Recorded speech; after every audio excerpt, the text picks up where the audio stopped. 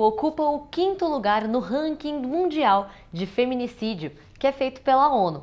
E é nesse contexto, muito triste inclusive, que eu apresento para vocês hoje a nossa entrevistada. Hoje nós falamos com a Maria da Penha, cuja história inspirou a Lei Maria da Penha. Atualmente, ela é ativista dessa causa, exatamente contra a violência doméstica, e atua também na promoção de informação para homens, mulheres, educadores e pessoas no geral acerca da proteção feminina. Confira a nossa entrevista. Dona Maria, seja muito bem-vinda ao Aventuras da História, ao Caras Brasil. Seja muito bem-vinda, estamos muito felizes em tê-la conosco. E eu me agradeço essa oportunidade. Prazer estar falando com você. Ai, que felicidade! E a gente quer saber como que foi que a sua história ganhou uma projeção nacional.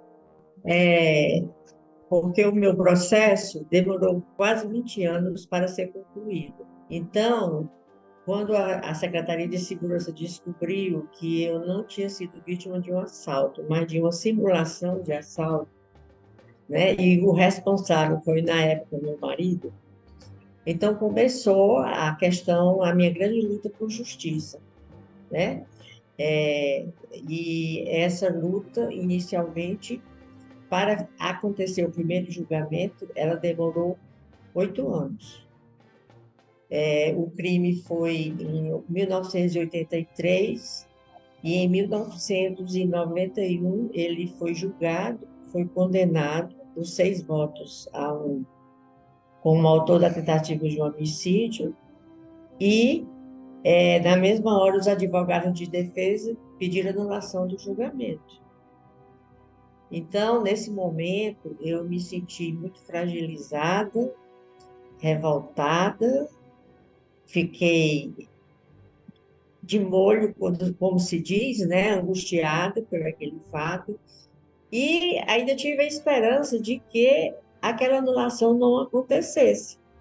Mas o movimento de mulheres, que eu já tinha me associado a eles, participando, estavam participando, e que eu comecei a entender que existe, o que era violência doméstica, que até então o meu pensamento era de que ele era uma pessoa má, mas eu não tinha essa ideia de violência doméstica como nós temos hoje. Então, no momento em que isso aconteceu, aí eu perguntava para as meninas: você acha mesmo que o tribunal, o judiciário, eu enchia a boca, né, de segurança ao judiciário, o judiciário vai anular um julgamento ele foi condenado por 6 votos a 1. Aí as meninas diziam assim: não, não se iluda, que o Poder Judiciário também é machista. O machismo está presente na nossa sociedade e o Poder Judiciário faz parte dela. Então, eu comecei a ficar preocupada, né, com a possibilidade do julgamento ser anulado, como de fato foi. Mas então, do intervalo do primeiro para o segundo julgamento, ele foi anulado e foi um segundo julgamento, eu escrevi um livro chamado Sobreviver e Posso Contar. E nesse livro eu coloquei a minha história, como eu havia conhecido, as contradições contidas no processo, todas as contradições dele, da primeira tomada de testemunha, né? Foi quando aconteceu ele dizendo que tinha sido o assalto. Ele deu sua testemunha e pouco tempo depois, quando já tinha quase todas as pessoas, as testemunhas sendo ouvidas, ele novamente foi chamado para depor e ele entrou em contradição com a própria história dele e muito mais com a história dos vizinhos e a minha. Então, ele foi indiciado como autor da tentativa de homicídio. Então, eu botei tudo isso no livro. E no dia do lançamento eu disse: a minha esperança é de que, se o julgamento for anulado, mas quem lê o livro saberá que ele foi o autor, porque foi tudo documentado. Então, o livro é esse aqui, ó, Sobrevivi e Posso Contar, entendeu? E essa é a segunda edição, né? Porque foi depois que ele foi novamente julgado, condenado e que houve a interferência da OEA para que houvesse mudança legislativa, foi que eu publiquei esse, né? Já com a lei impressa, né? Aí, o que aconteceu? Realmente, o julgamento foi anulado, e ele foi novamente a júri, e novamente ele foi condenado. E imediatamente, novamente, a defesa solicitou a anulação do julgamento. Só que, nesse íntere, o movimento de mulheres já tinha tomado conhecimento através do livro, e o livro circulou. E quando houve o segundo julgamento, e que houve novamente a pedido de anulação, as ONGs Cladim e Segil me ligaram dizendo que queriam denunciar o meu caso na OEA e se eu queria denunciar junto com elas. Eu disse, claro. Aí ela disse, pois manda a cópia do processo e manda um exemplar do livro e nós vamos denunciar juntos. Isso foi em 97, né?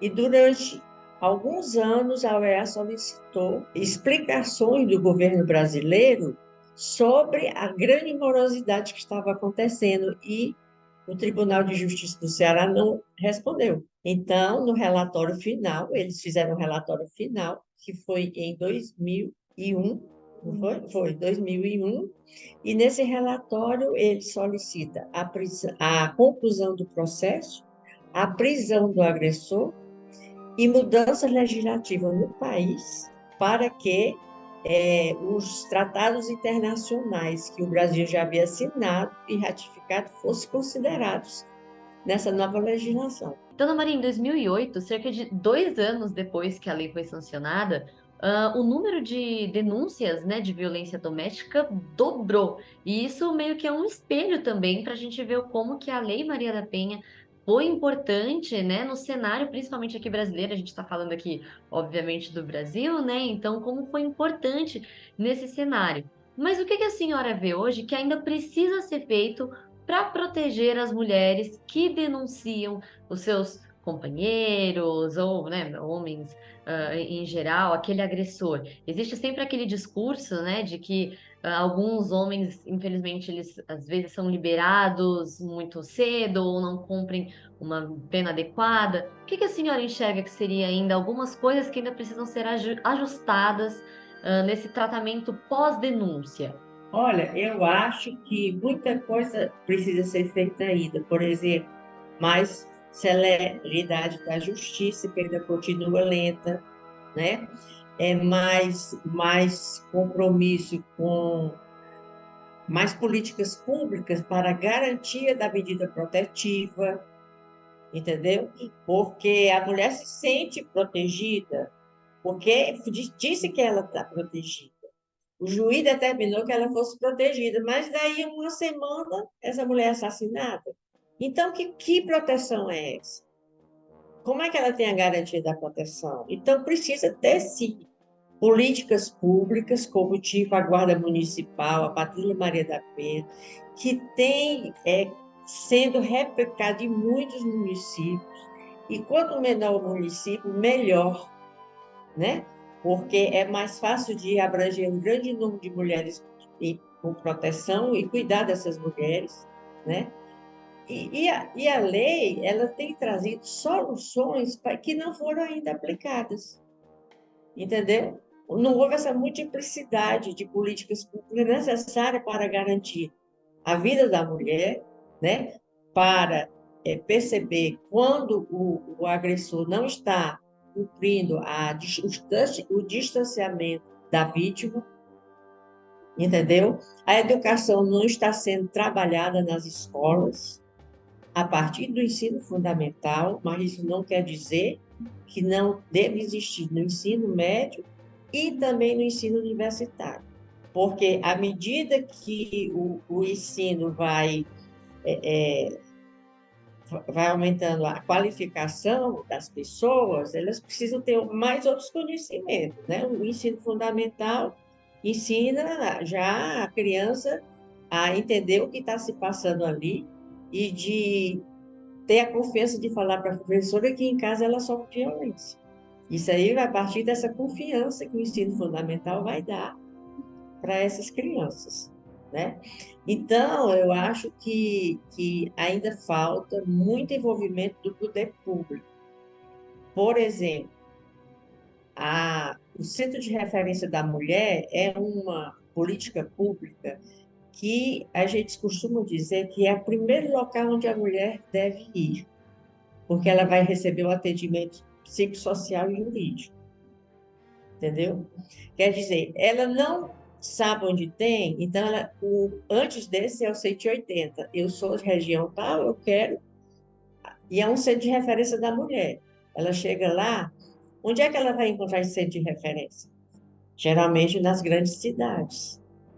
Mas todo pequeno município tem que ter o seu centro de referência. Mas não um centro de referência para dar visibilidade ao político local. Porque se ele adentrar um centro de referência que estiver num lugar de destaque, dando visibilidade àquele gestor público, quando ela for para casa, ela chega em casa, o marido já soube que ela esteve lá. Porque cidade pequena, todo mundo sabe da vida de todo mundo. Então, centro de referência, dentro da unidade de saúde. Por que unidade de saúde? Que é um local em que a mulher costuma frequentar, para cuidar da saúde dos seus filhos e até para cuidar da sua saúde, para cuidar da lesão que ela sofreu dentro de casa, entendeu? A lesão que ela sofreu do marido. E lá chegando, ela pode procurar dentro da unidade de saúde o centro de referência da mulher. E ela ser orientada por essa equipe.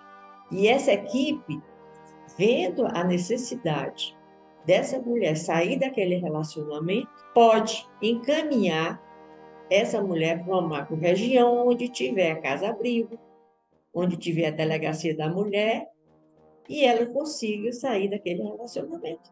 Entendeu? Agora, tudo isso está interligado com fazer a lei funcionar, mas que depende do gestor público. Interessante esse conteúdo, não é? Se você gostou desse, continue acompanhando aqui o conteúdo da Caras nas nossas redes sociais e também no site oficial. Até mais!